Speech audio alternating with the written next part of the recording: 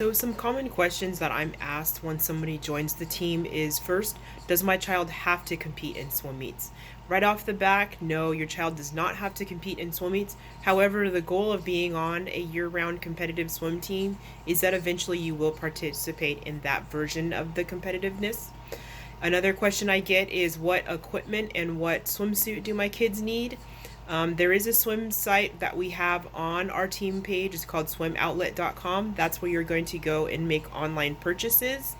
And all that information will be transferred to you once you pick out your suit, towels, parkas, whatever it is that you want. There, nothing is required. I do ask that you have a team suit and a team swim cap. The swim caps can be purchased from myself. The non-name swim caps, so you don't have last name, nickname on the side of the cap, just the team logo. Those run $18, and the caps with your name, those orders are done once or twice a year through me, and they are $20 per cap, and you need to order two of those because the printing store doesn't do just one cap per name. They need to do at least two. Another question I'm frequently asked is the family commitment of $500 for fundraising. So since we're in COVID, we don't currently have a commitment because we cannot do any fundraisers. We can't do swimathon, we can't do the pasta feed or the crab feed we normally do. The only fundraiser we were able to do this year was the fireworks booth, and that's because it was ran through the city. So nobody has a commitment this year. However, once the restrictions are lifted, we do have that commitment, but there are various ways that we earn that money. The idea is that you participate in helping the team stay afloat. That's the idea behind the commitment. So we do also have hours that are for commitment. We ask that each family does 15 hours. So for example, one of the common things a lot of family members think is that they can bring two parents to do the same 5 hours. Doesn't work that way. Because we're a smaller team, we do need more hands on deck, especially at our swim meets. So it is, if one parent shows up for a 5 hour shift, that is their shift. If they are doing snack bar at the same time, that's different, and that would be allowed for the same shift, but not sitting two of you in the same lane timing during the same shift. However, if you help out at other swim meets, those hours are not counted against our 15 hours. You'll notice across all of swimming, because it is such a self-induced sport, all teams need help with volunteering. So you'll constantly hear that. If we ever have more than 10 swimmers go to a swim meet, then you have to have representation on the volunteer side. So for example, our big swim meet of the year is called RESLs.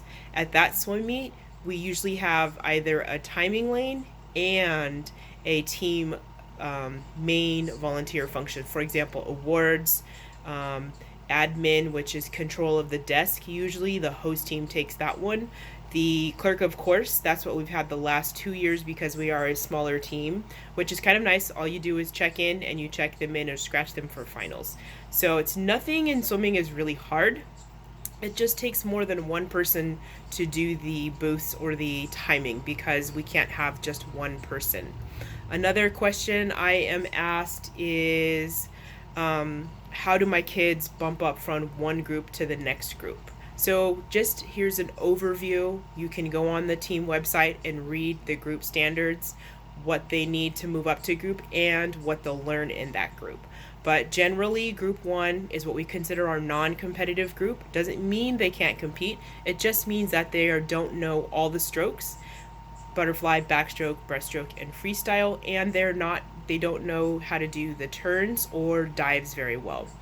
You can promote to group two without being able to do the dives or have all 4 strokes down, because group two will bring you into fine-tuning those last strokes that you need to learn, as well as teaching you how to start conditioning for group 3.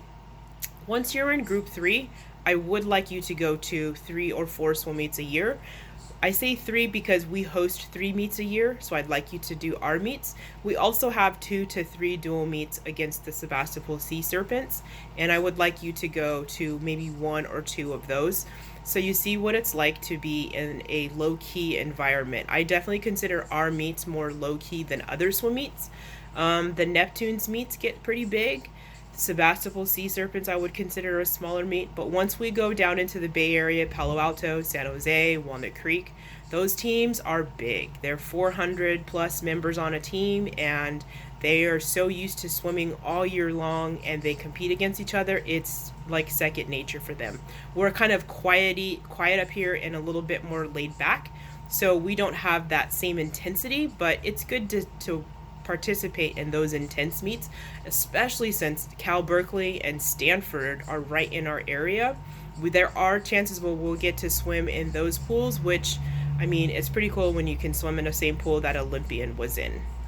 Another question I get is relays. Do our kids do relays? I will never enter the team in a relay and not tell all 4 swimmers they're on a relay. The coaches and I will make sure at the meet who's there. First we do a check, and then we'll put the swimmers if there's enough in the age group.